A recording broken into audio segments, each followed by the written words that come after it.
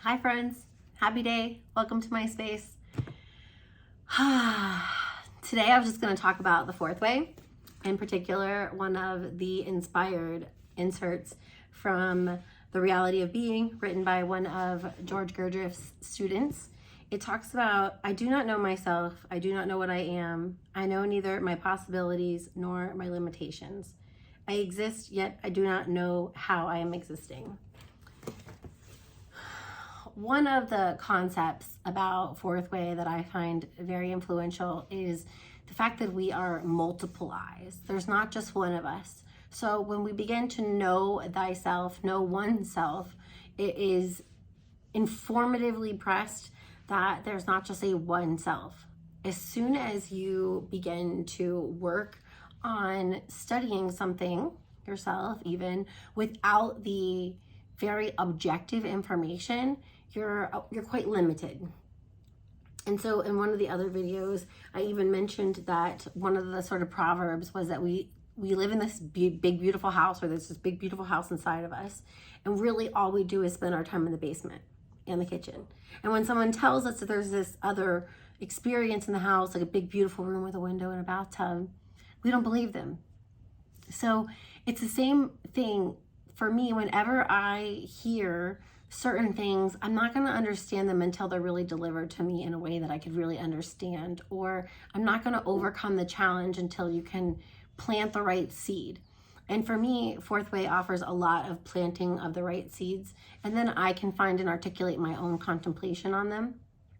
One of the things I find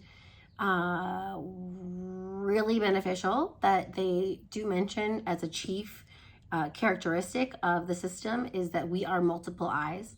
And as soon as you can get a grip on those multiple eyes, you have a little bit more unity, and then you can act out of one version of yourself, just one authentic, true version of yourself.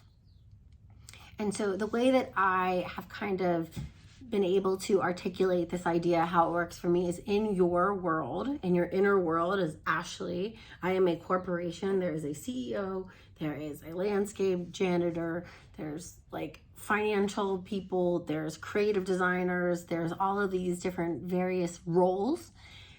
And in your real world, they're kind of sort of in your real world, your inner world, they're passed off the baton without necessarily any of your approval, completely out of your awareness. It just happens.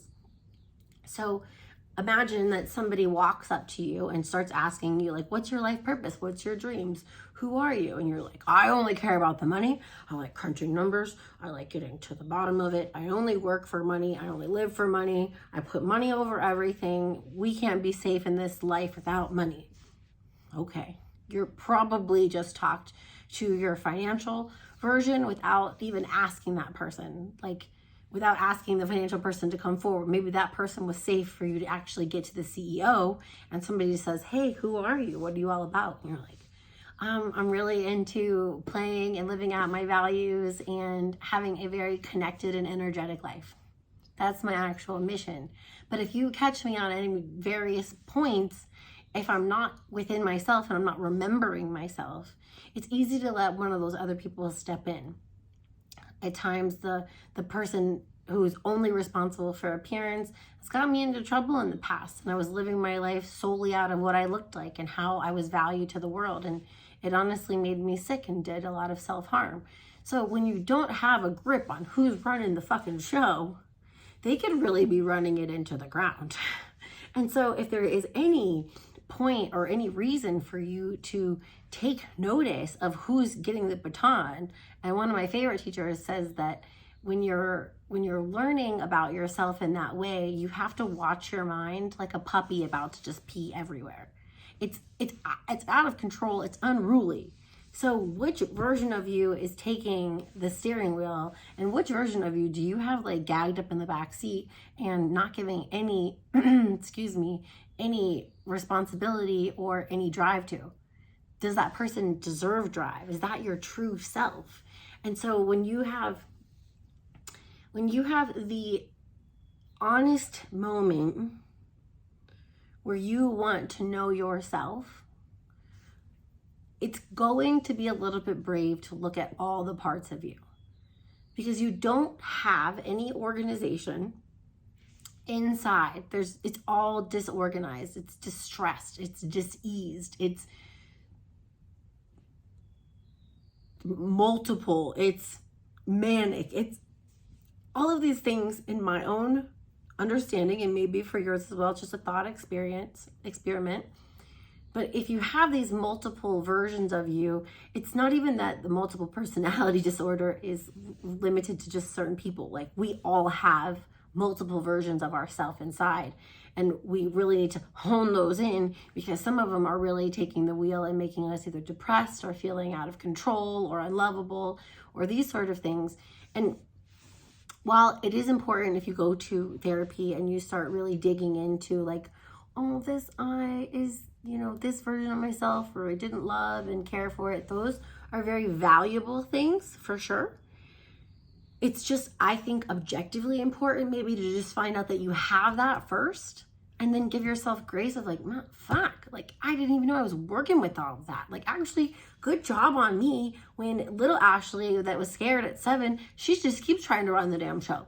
And like 37-year-old Ashley is like, got her shit together, and she is a grown up. So like, let her run the show, and maybe don't run the show out of like the scarcity times of the years that were hard. Be the version of me that I know myself, remembering myself, that I'm above all of those things. Like, not above them as far as I'm better than my own selves, but like, that is the point, to be better than the last version of yourself yesterday. Not to necessarily dog yourself out, but it gives you grace when you understand that this is the way that your system is running without your knowledge. I think that when you have an experience of like, oh shit, like, this is how I work, you don't have to beat yourself up over it. You could potentially just course correct. And course correct is like, well, do I want to keep living in this way of like, I notice that these sort of mechanical patterns of what somebody else gave me, and technically this I that I live out of the most is, some influential person in your past that just spoke to you and you never were able to let it go. And then you could look at it in this simple manner of self-observation and be like, I don't like this one. I just didn't like it when they said it to me then. I don't know why I keep repeating it now. I've turned into not the bad guy, but like, they're not even here. It's 30 years later and I'm saying the same thing. I can release that.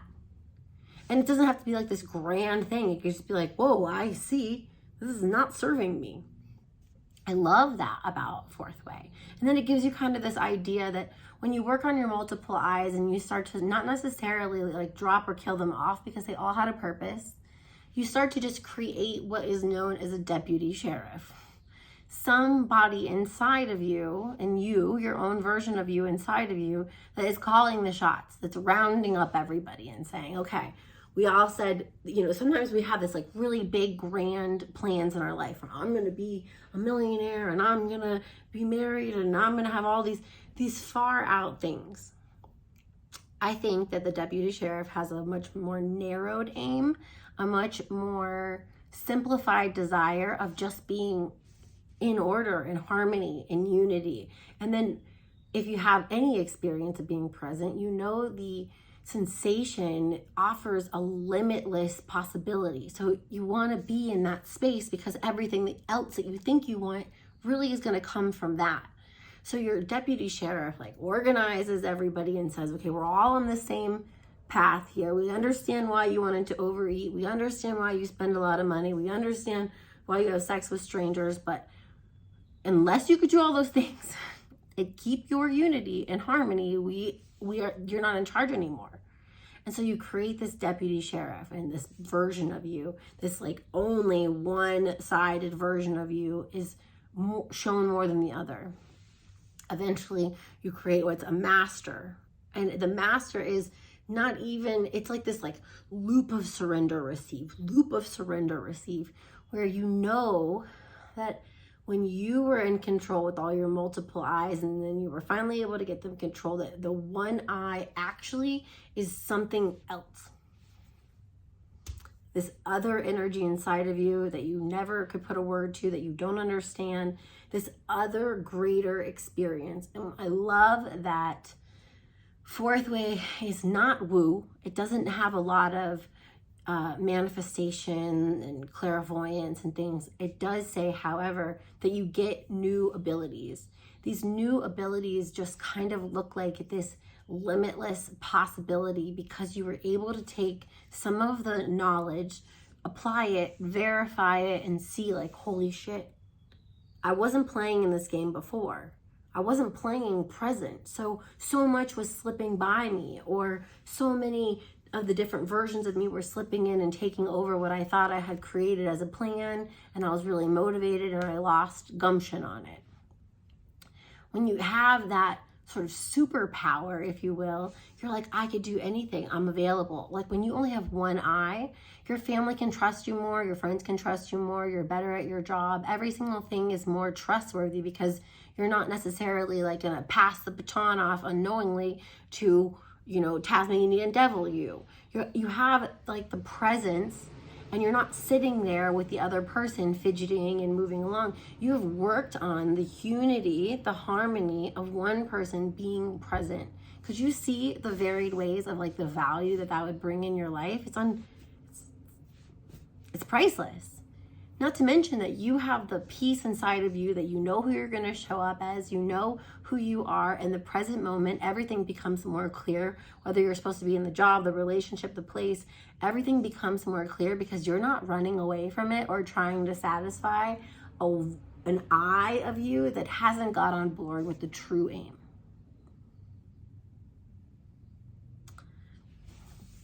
Thank you for being in my space. Thank you for letting me share. I am a teacher in practice. It is all just part of what I find to be my own spiritual walk. A Course in Miracles says that anyone who wants to be a teacher is a teacher, and other teachings say that if you want to have something, you have to give it away. The more that I share and try to articulate what I have been studying for years and years as a student, it feels right. It feels good. The energy is moving. There's times where the story just really grips you, and you can, because I was in the same place, you could really be afraid that the experience that you want to share isn't worthwhile, and fuck that.